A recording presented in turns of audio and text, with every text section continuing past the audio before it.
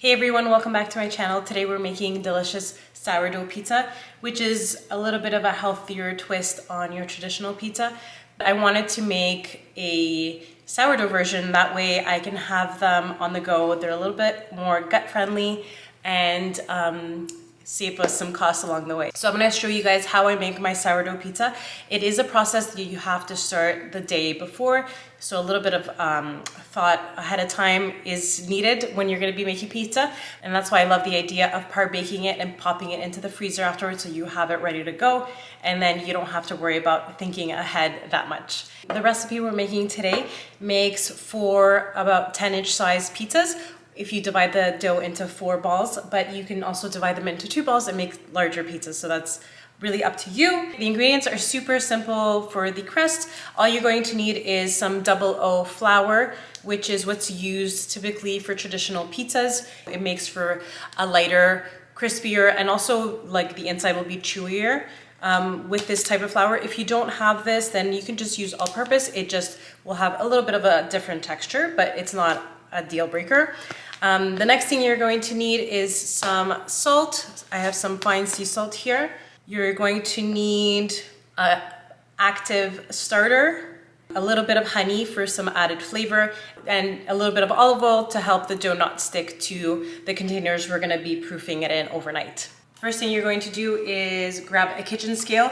In the description down below, I will add the equivalent of how many cups for each measurement is, or how many teaspoons, so don't worry if you don't have a scale, but I feel like this is the most easy and accurate way to get the perfect crust every time. And to that, we're adding a medium-sized bowl, and we're gonna start by measuring out our flour. We need 500 grams of the 00 flour. Don't forget to zero out your scale before adding your flour. So let me just restart that. Place your bowl on the scale and press on again, and that'll zero out the scale, and then you can just add your flour. So we're adding 500 grams.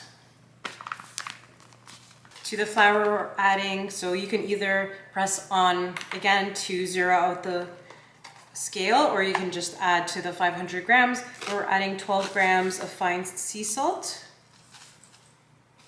We'll give you could do like 12 to 15 grams. Gives it a nice flavor. To that we're adding 335 grams of water. We're adding 100 grams of the active starter.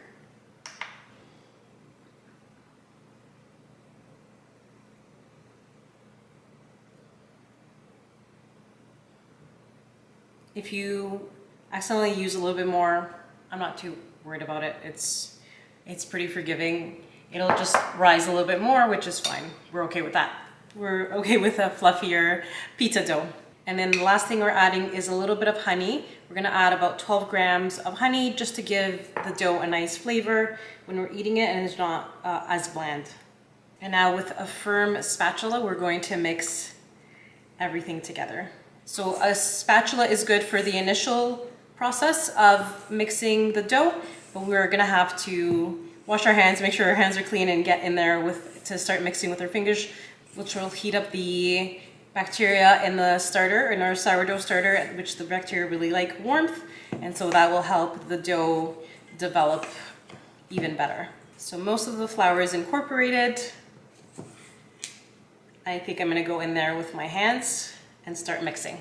And you just wanna mix up until all the flour is incorporated. You don't see any flour peeking through. Now that my dough is fully mixed, I don't see any flour poking through. I'm going to let this sit for half an hour on the counter. I'm gonna cover it up, and this will allow for the flour to fully hydrate. It's now been half an hour, and the dough has had a chance to rest and be fully hydrated. So we're gonna start kneading this for about 2 minutes. You can either do this within the bowl, or if you find it easier, you could put it on the counter and do it then. So you're just gonna do it for 2 minutes until everything is nice and smooth. It will still be a little tacky, but this kneading process will help the gluten develop in the pizza, and which will make it nice and chewy. After 2 minutes, we're going to take some olive oil and put it into a bowl. Spread it around just so the dough doesn't stick to the sides of the bowl. And take our shaggy dough and place it in the bowl. And we're gonna let this sit on the counter, so room temperature, for about 4 to 5 hours. You're looking for it to rise by 50%. So it's not gonna be double the size, but it's just gonna be a little bit larger than it is now. We're gonna cover this up and leave it in a corner of the kitchen where it's not gonna be in our way. And we're gonna come back to this in 4 to 5 hours. So now it's been a couple hours since the dough has had a chance to relax and rise. So you see how much it's grown in size. And at this point, you wanna decide if you want to divide your dough into 4 smaller pizzas, like 8 to 10 inches, or 2 bigger ones. I'm gonna divide it into 4. So I have these little deli containers. Put a little bit of olive oil in each of the containers. And we're gonna spread that around.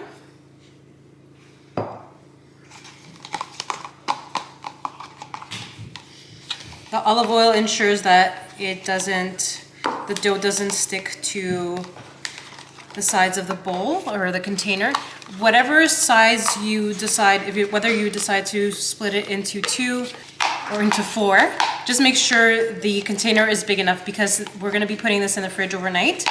You can put it in the fridge up to a week even, and you want there to be room for the dough to expand. So just make sure the container is large enough.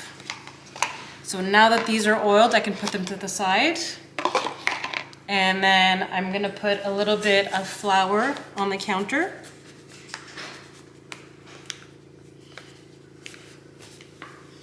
Spread that a little bit around.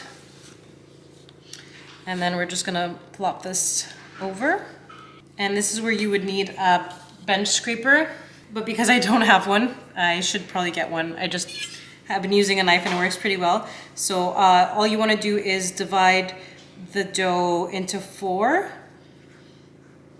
You can eyeball this, you can weigh it, however you feel more comfortable.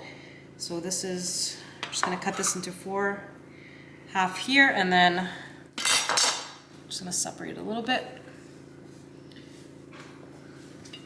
And then half again. And then what you wanna do is you wanna fold each individual piece 8 times.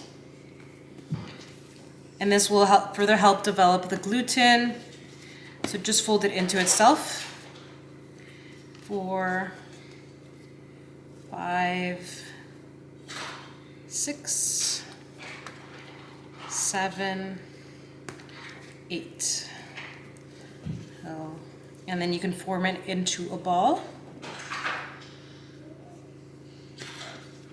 And then we're gonna place this in our container here. So the same thing with the other pieces. We're gonna fold each piece 8 times. 1, 2, 3, 4, 5, 6, 7, 8. So you're just folding it onto itself. I think it's called a book fold. I can already tell you this is a little bit smaller than that piece, but it's okay. That's what happens when you don't weigh it. It's not a big deal. You'll just have a bit of a smaller pizza. So put that in there. 6, 7, 8.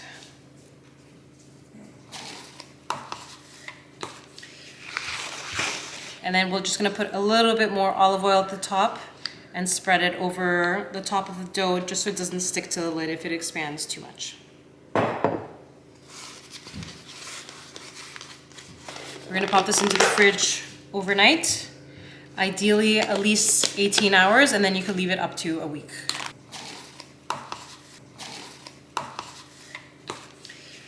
I actually have a batch of pizza dough that I made yesterday that I divided into 2 instead of 4 just to make some bigger pizzas.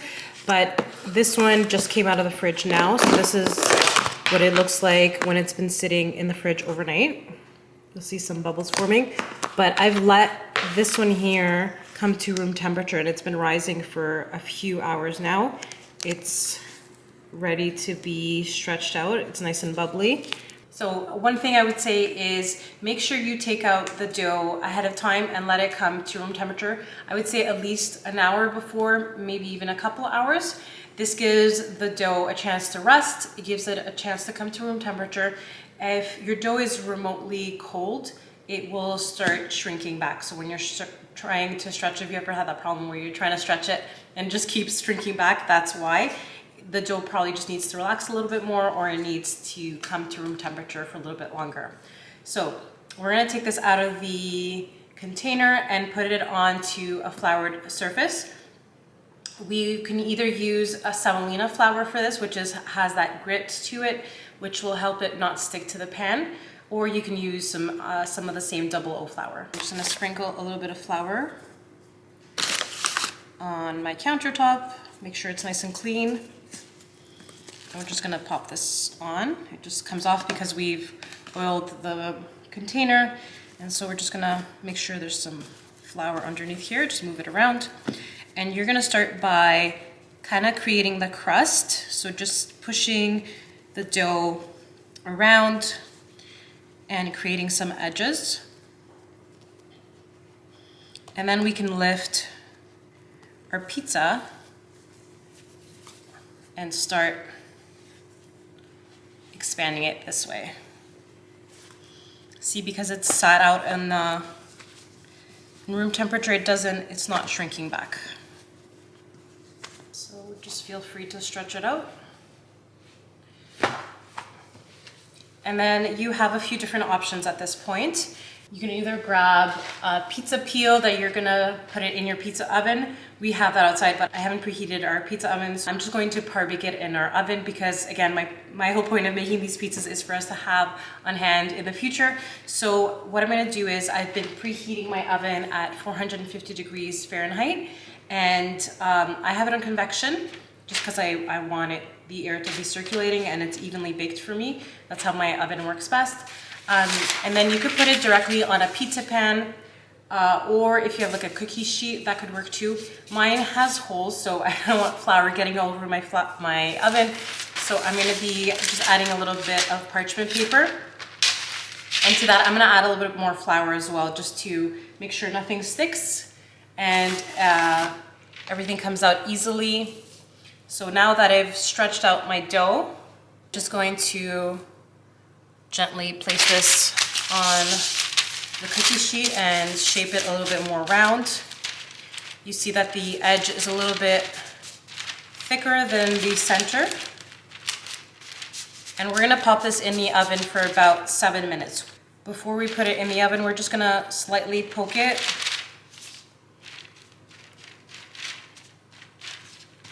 Just to prevent any bubbles from coming up as we're baking it, because we don't have any toppings. So we're just gonna do this here. So just a few holes all around, and we're gonna bake it for about 7 minutes. A really cool benefit about par-baking your pizza dough, even if you're not interested in having it for later, is you can put a lot more toppings on it if you're looking to go into the pizza oven, especially when you're using a pizza peel and you're finding that the dough can't support the weight of all the sauce and the cheese that you've put on top. This is a cool way to kind of make sure you can put a little bit extra toppings if you like a pizza like I do that has a lot of toppings on it. So that's one cool thing. And it's also, if you want to make them ahead, if you're having people over and you don't want to be stretching dough that minute, which we've done it a few times and we're like, never again. It's such a pain to have flour everywhere and things are not like working out and it's just taking too long. This is an easy way to streamline it. This is what your pizza looks like. The crust has started to form, but it's not brown because this will continue to brown when you bake it the second time, when you put your toppings on and you want to finish it off. So this is what you're left with here. And at this point, you have a couple options. You can either let this cool down for a little bit, come to room temperature again, and flash freeze it in the freezer. Just pop it in until it's frozen, and then you can stack them in either, you can vacuum seal them, or in a large Ziploc bag, you can stack them just as is, just the crust like this. Or what I choose to do usually is to add my toppings now and then freeze them on the cookie sheet. I'll just put them in the freezer until they're frozen, and then all my toppings are ready to go. And when we need pizza, I can just grab it from the fridge and pop it into the oven for about another 7 or 8 minutes, and then we're good to go. So at this point, the world is your oyster. You can literally put whatever you want, whatever toppings you like on your pizza. I'm just gonna do a classic pepperoni and cheese. So I'm adding a couple tablespoons of marinara sauce, or you can make your own homemade pizza sauce. There's some crushed tomatoes, a little bit of basil, some salt, and a little olive oil. But I'm using things that I already have on hand. I had this marinara sauce in my pantry. I had some mozzarella cheese in my freezer. I like to keep it on hand because I don't go through a huge block all at the same time, so I like to freeze it. So a little bit of cheese. Like I mentioned, I like a lot of toppings on my pizza, so I had to grate a little bit more cheese to add on top. And then you can either just leave it like that and add some basil, but I'm gonna add a little bit of pepperoni. And pepperoni is one of those things you can easily freeze as well. If you don't think you're gonna go through a whole package right away, you can easily freeze it and thaw it out before topping your pizza. And literally that's it. So your pizza is officially either ready to go into the freezer for the next time you want to use it. Just freeze it until it's fully frozen, and then you can stack it with the other pizzas and either vacuum seal it or put it into a large Ziploc bag, or you can pop it back into the oven as well. Here is what a frozen pizza looks like. It's completely solid. You're able to stack your pizzas no problem in the freezer to save space. But if you don't have a vacuum sealer, or if you don't have Ziploc bags that fit your pizzas, they're a little too large, you can also wrap them with some saran wrap. That will prevent them from getting freezer burned and will keep them nice and fresh in the freezer. And these will keep for several months in the freezer, no problem. I have here a second pizza that's ready to go in the oven a second time, so it's been par-baked. And I can finish it off in the oven. I like to drizzle a little bit of olive oil up top. Gives it a nice flavor and a nice crispiness, and some nice color as well. So I'm gonna pop this into the oven for another 7 minutes.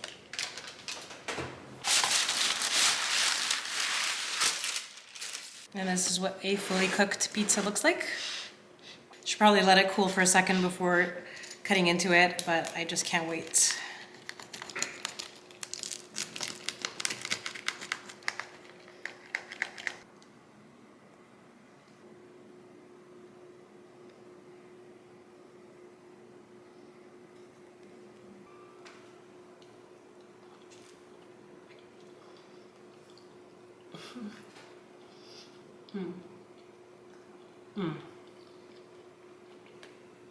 Perfect. There you go, guys. That's how easy it is to make sourdough pizza. I think once you make it once, you'll realize how easy it is, and there will be no need to go out and buy prepackaged or frozen pizzas at the grocery store, or even order in pizza. It'll save you some money, and it'll also be better for your family health-wise. I really hope you give it a try. If you like this video, leave a comment down below, give it a thumbs up, and don't forget to subscribe. I post a new video every week on homemaking tips, cleaning motivation, and delicious recipes the whole family will love.